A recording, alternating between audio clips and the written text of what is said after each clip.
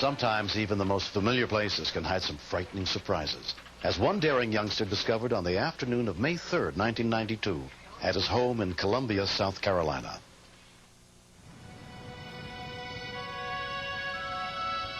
As a mother, I've always been concerned about standard accidents like running with a sharp object or leaping off a swing and breaking an arm. But I think you really have to have a good imagination to keep up with what's really going to happen, because you can't predict it. 1, 2. As she had many times before, Renee Neifert was babysitting her 7-year-old nephew, John, and his 2 younger sisters. 35, 36, 37. We were just playing around, playing hide and seek, and Renee was counting. 44.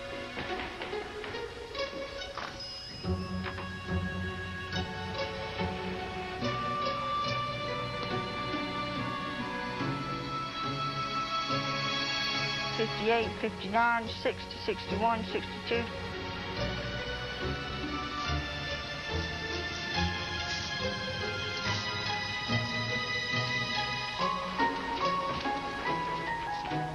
I'm hiding here. 80, 81, 82, 83.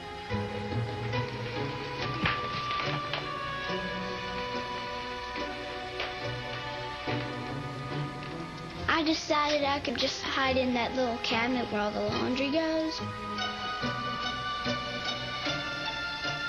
94, 95, 96. Oh, what's happened? John says, Renee, I need help. Come quick. Renee, help! Oh, my goodness, John Henry, what's the matter? I'm stuck. John Henry? He said to try to pull him out, and I kept trying to pull him out, and it seemed like when I was doing it, he was getting further down. My goodness, John. She said, "Oh, John." And then she realized she had a problem. So Renee placed an urgent call to John's grandmother, Irene Neifert, who lived just a few blocks away. Well, I thought I was going to come over him between Renee and me. We were going to get him out. John? Well, I'm going to try, darling. How'd you do it? John Henry Neifert, how in the world did you get down here? Oh. Renee, how about getting those... Renee and Katie went and got me a saw and a hammer and a screwdriver. I'm going to saw a little bit, okay? When I attempted to saw, the vibration of it hurt him. Oh, does that hurt your head, darling? Yes. Oh, Lord of mercy. I'm sorry, darling. Well, what in the world am I going to do, John? He said, oh, Meemaw, just call 911. Bless your heart. Why didn't I think of that? Central, what's your emergency? I got a beauty, darling. What's wrong, ma'am? My grandson, they just called me to come over here. They went hide and seek, and he got in the laundry chute, and he's caught in it. We on the way. Thank you, dear. Attention, Engine 9, Rescue 1, Battalion 1.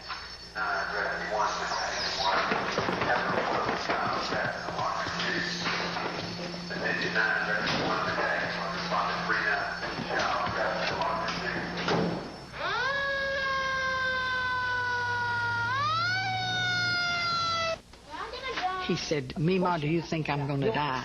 And I said, of course you're not going to die, and you didn't have any business getting in here anyhow. And he said, Meemaw, that's the 3rd time you've told me that already. When the Columbia Fire Department arrived, John had been stuck in the laundry chute for nearly an hour. I bet you won't ever do this again, will you? What we got here? Let's get down and sit down. You gotta get this boy out of here. Removing a child from a 6x12-inch laundry chute was not something that Captain Rusty Smith's men had trained for at the academy. Chief Boney and Fireman Jones was in the process of talking to him. He was very upset. He was scared that he was slipping. Kind of got him wedged in here. And it was just unreal how he got in that situation like that and how he could get up in that little hole and not get back out. While firemen sized up the situation, additional help arrived. We're going to try to hold your feet, okay? You're going to be all right, Johnny. You hurt? I was saying to myself, I'm going to be stuck here forever. EMS is on his way. I said I didn't want to die younger than Elvis. Richland County EMT Grant Freeman and paramedic Britt Ogden tried to comfort the boy. Hey, little man. Hey. How you doing? Not so good. Are you hurting anywhere? He was calm, but in the same sense, he was scared. Basically, our main concern was his airway and respirations. John, my name's Spike. Just a little bit of cold air, okay? It's oxygen. They did a marvelous job of pacifying John by talking to him. Here's the gel. The defibrillation gel, that's a real slick substance, and we just tried to get him very slick. Asked him to exhale one time, hoping that maybe that would decrease his body size, upper body size, enough that we could slide him on out. All right, here we go. 1, 2, 3. Ow! Ow! Okay, you got him up there? You got to keep your feet still for me, Don. He was stuck. He was not going down. He was not going up. There you go. Pull it on out. Hold on to your hands a little bit, okay?